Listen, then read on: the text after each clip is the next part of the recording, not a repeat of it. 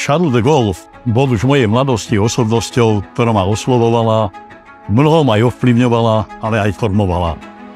Určite svoju úlohu zohrala skutočnosť, že už od strednej školy som sa učil francúzštinu a tým som si vytvoril osobitný vzťah k tejto krajine, jej histórii a súčasnosti. Avšak čo ma dnes oslovuje osobnosť Charles de Gaulla a čo by sme si z jeho osobnosti a činnosti mali zobrať dnes, keď situácia u nás doma v Európe či vo svete je mnohom úplne odlišná, ale mnohom aj podobná dobe, v ktorej de Gaulle žil a pôsobil. De Gaulle bol v prvom rade hrdý Francúz, vojak a vizionár. On sám seba nikdy nepovažoval za politika a vďaka tomu sa stal štátnikom. Bol hlboko veriacim katolíkom, čo výrazne ovplyvňovalo jeho osobný, ale aj profesionálny život.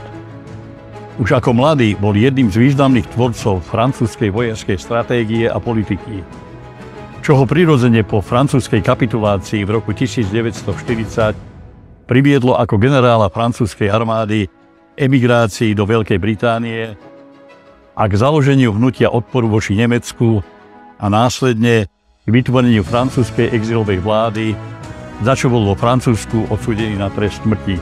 Avšak de Gaulle, a to je jeho veľké víťazstvo, svojou účasťou v protifašistickom odboji dokázal vrátiť Francúzsko do hry a z porazenej krajiny urobil celosvetového politického a vojenského hráča a popri Sovietskom zväze, svojich štátoch amerických a Veľkej Británii aj víťaznú veľmoc druhej svetovej vojny, čo bolo v konečnom dôsledku výsledkom jeho veľmi rozumnej a vyváženej diplomacie.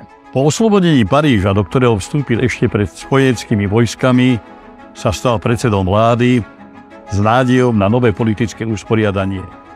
K čomu však bohužiaľ v dôsledku stranicky rozdrobenej krajiny nikdy nedošlo a preto de Gaulle v roku 1946 opúšťa nielen vládu, ale aj politiku a vracia sa na viac ako 10-ročné obdobie do svojho vidieckého sídla Colombey-les-Deux-Églises. A tam zotrval až do roku 1958, kedy vyvrcholila tak vnútropolitická kríza, ako aj oslabovanie medzinárodného postavenia Francúzska. Alžírska kríza, pád koloniálneho pánstva najmä v Afrike, spolu s politickou nestabilitou zruinovali francúzsku ekonomiku, zhoršovali sociálnu situáciu a Francúzsko stálo prakticky na prahu občianskej vojny. A toto boli práve hlavné postuláty pre skúseného de Gaulla, aby prijal výzvu vrátiť sa do aktívnej politiky a znovu sa stal predsedom vlády, avšak teraz už s mimoriadnymi právomocami, ktorých výsledkom bola nová ústava, zavedenie prezidentského systému a stabilizácia politickej a ekonomickej situácie v krajine.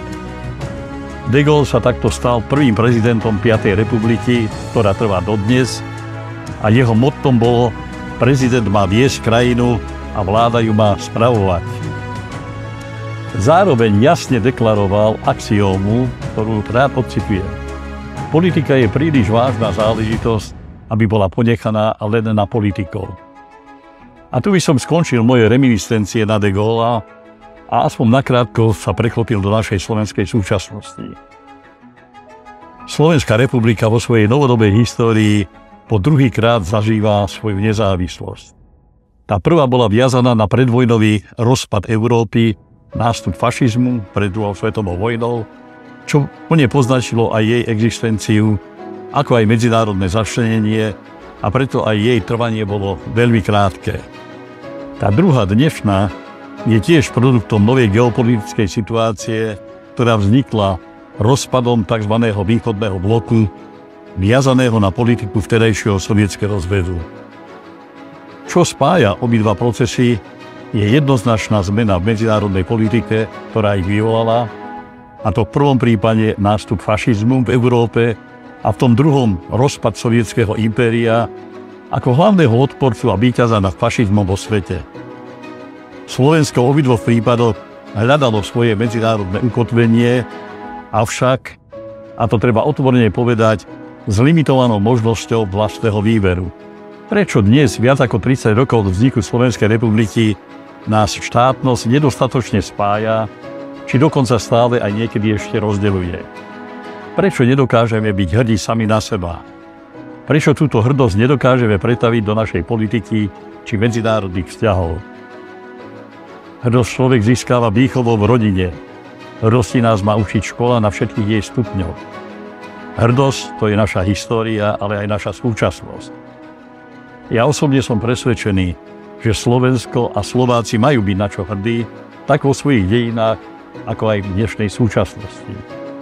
Vštepujme túto hrdosť do hlav našich detí a vnúčat. Máme mnohých medzinárodne úspešných ľudí, aj v súčasnosti, avšak si ich vôbec nevšímame. Dokážeme sa pozrieť viac okolo seba. Úloha a význam osobnosti je v histórii každého národa kľúčová. Hľadajme tak v našej histórii, ako aj v súčasnosti to, čo je krásne a pozitívne, a nehážme blato aj tam, kde má žiariť krása. Osobitným problémom novodobej histórie Slovenska je jeho politická polarizácia. Neschopnosť viesť kultivovaný politický dialog, neuvedomenie si skutočnosti, že voľby majú a musia prinášať nové cesty a prístupy, najmä k naplneniu vlastnej štátnosti, čo znamená najmä spoločenskú, ekonomickú a sociálnu stabilitu u nás doma a posilňovanie medzinárodného postavenia Slovenska smerom voči zahraničiu. Tu na Slovensku absentuje dimenzia politika, najmä štátnika typu de Gaulle'a, ktorý by bol schopný potlačiť úzke stranické ciele a vyzvihnúť záujmy spoločnosti a vlastnej krajiny. Pretože de Gaulle'ovi sa dajú tiež vyčítať mnohé veci, avšak žiaden racionálne uvažujúci človek ho nikdy nemôže obviniť z toho, že neurobil všetko, čo mohol pre blaho svojej vlasti. Bol to líder, ktorý zmenil nielen svoju krajinu, ale výrazne ovplyvnil aj novodobú históriu Európy a sveta. Aj u nás na Slovensku máme veľa ľudí, ktorí tvrdia, že sú politici. A my ich často aj za takých považujeme. Avšak ukážte mi jedného slovenského štátnika, ktorý dokáže prekročiť svoj vlastný tieň. A preto nebojme sa vyhľadávať osobnosti. Tak ako Francúzi v roku 1958 dokázali osloviť de Gaulle'a, aby sa vrátil do politiky a vyviedol Francúzsko z krízy a obnovil jeho medzinárodnú veľkosť. Hľadajme to, čo nás spája, nie to, čo nás rozdeľuje. A pochopme to, čo pochopil de Gaulle v roku 1940, že síce môžete prehrať bitku, ale nemali by sme prehrať vojnu.